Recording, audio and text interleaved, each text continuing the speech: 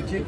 এখানে 100% এসআইআর হবে না, তারপরেও 1 কোটির কাছাকাছি নাম বাদ যেতে বাধ্য।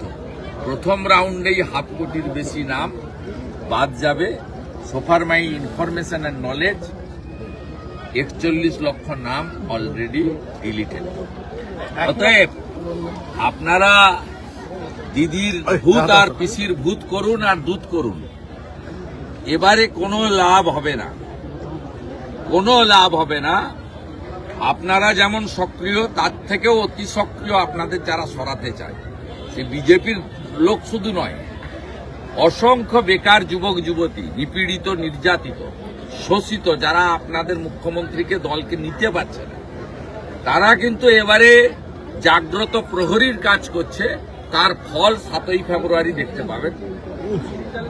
এ তো সবে আর্লি মর্নিং, এখনো বেলা গড়ায়নি।